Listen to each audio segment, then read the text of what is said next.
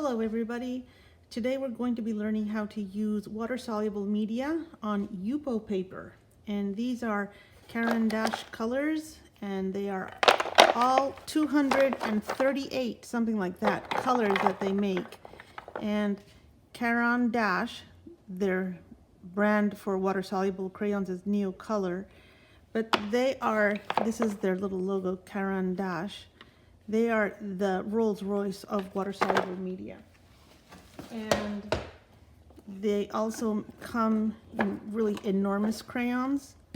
And this is a beautiful set of super thick crayons. And we'll be working with those. And they also come in pencils. Now my pencils are not necessarily Caran d'Ache. I see a lot of Derwent, I see some Staedtler, and so now I actually wonder whether Caran d'Ache makes watercolored pencils. Maybe they don't. But anyway, these are all different water-soluble mark-making instruments that we will be playing with today. So to get started, you're going to need some water. You're going to need your water-soluble crayons, some rags, brushes are a good idea, and you're going to need your Yupo paper, which is spelled U-P-O. And we can see the very first thing that happens when you work with these water-solubles is you can just dip them in there and make these wonderful, gorgeous, yummy, wet marks. Or they can, when it dries out, it'll just make a mark like that, and you can take a brush and you can actually turn it into watercolor. And you can do that to any, and here's another thing, that not all water-soluble materials are made the same. But if you take like a cotton rag, look at that. You can totally erase the medium. And this isn't true for all crayons, but the Caran d'Ache do that. Some of them do it more than others. Now, one of the things that the Caran d'Ache crayons are so good for is expressive drawing. And now that you've learned how to make contour line drawings, you can really take advantage and there's the hair, and make some really beautiful, expressive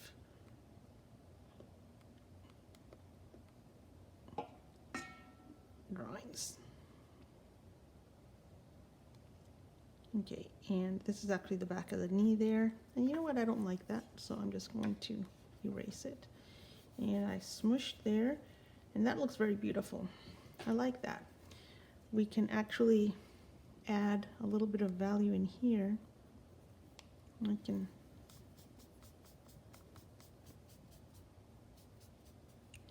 go like that.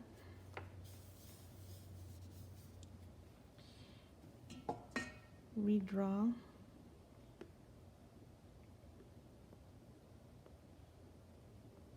Darken. And you'll see that I am drawing, I've laid down some water and I can draw into it. And I can, at any time, I can loosen up the pigment. So this might be dry, but I can loosen it up whenever I want. So there I'm going to loosen it up, get some shadows in there. And, you know, you may or may not like how I gave it kind of like a Popeye arm. Let's say that you don't like it. Well, there you go. Just correct it. So we've learned already that you can dip it in the water and draw. You can work dry and then liquefy it. You can lay the water down, draw into it.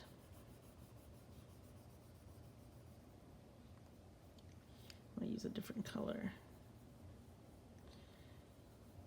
And the last thing that you can do is literally leave the crayon in the water. That fell all the way in, but just in a little cup, let it get wet. And when it soaks up water in there, it makes a wonderful, creamy, yummy mark that is just really delicious. You may want to use more than one color. And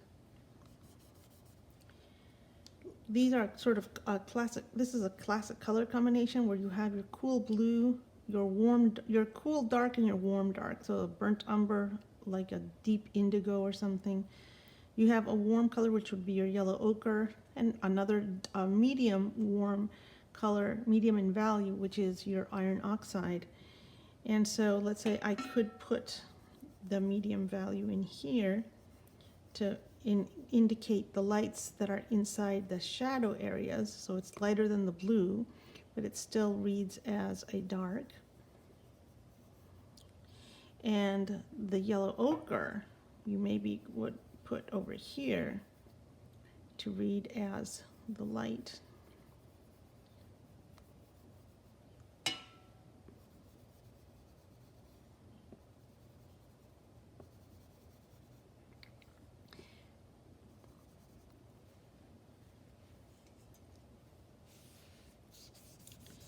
The Yupo paper is actually not paper.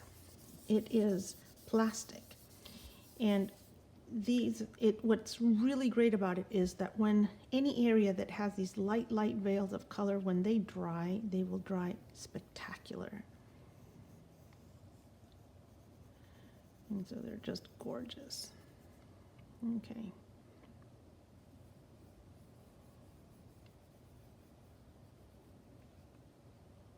That's a little.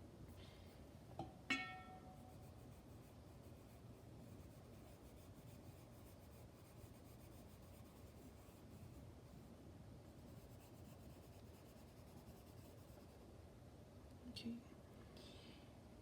And I'm just using a model that I found on Croquis Cafe.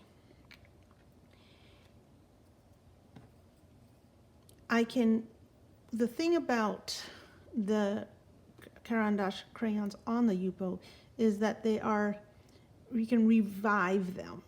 So once all of this dries, I can still go back in and work on it. So that's a plus. I could just lay down a little bit of water in there and add a little bit of shadow. But that can also be a minus. So a plus would be that I can add a little bit of shadow, and anytime that I get it wet, I can just add some highlights if I want. Add a highlight there, add a highlight there. I could add a highlight right there. And I'm gonna add a little bit more shadow. So I can add shadows and lights freely. That's the positive. The negative is that it will erase. Every single time that you add water to it, whatever underneath will melt.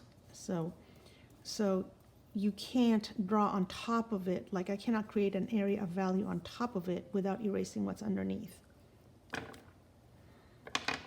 And so let me show you really quickly with some of these beautiful crayons. They're going to work the same way. This is also Caran d'Ache, so you can work on it dry, you can work on it wet, you can work it into the wet areas already. You can take your brush and create puddles of color.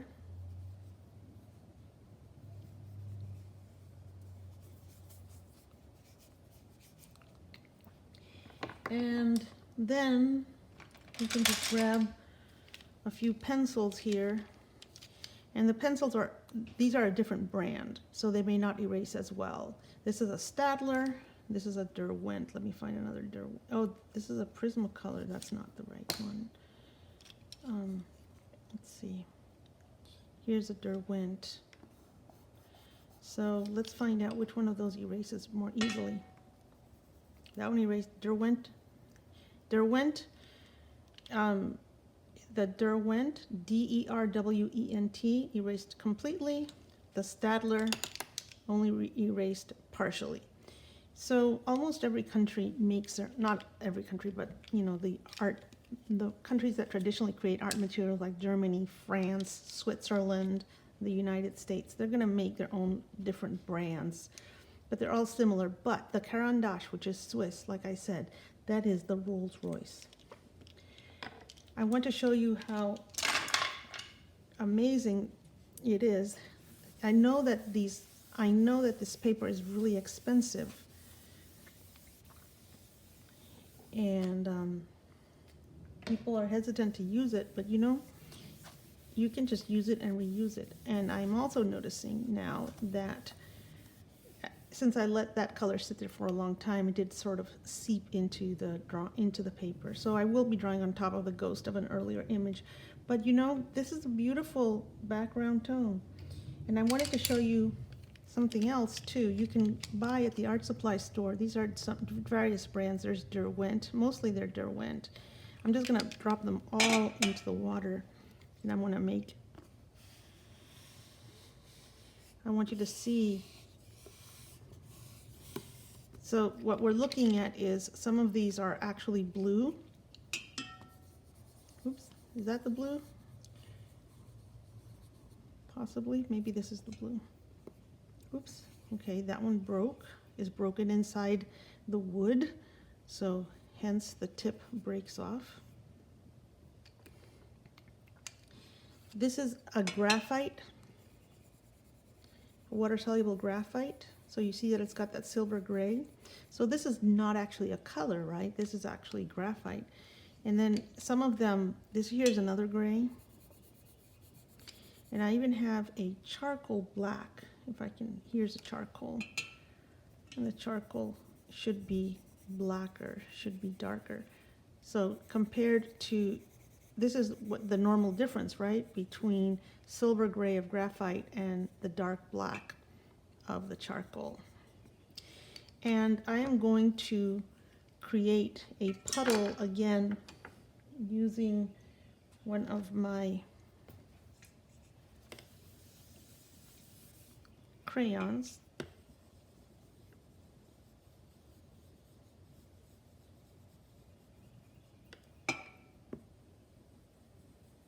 And I'm going to let it dry so that you can see how beautiful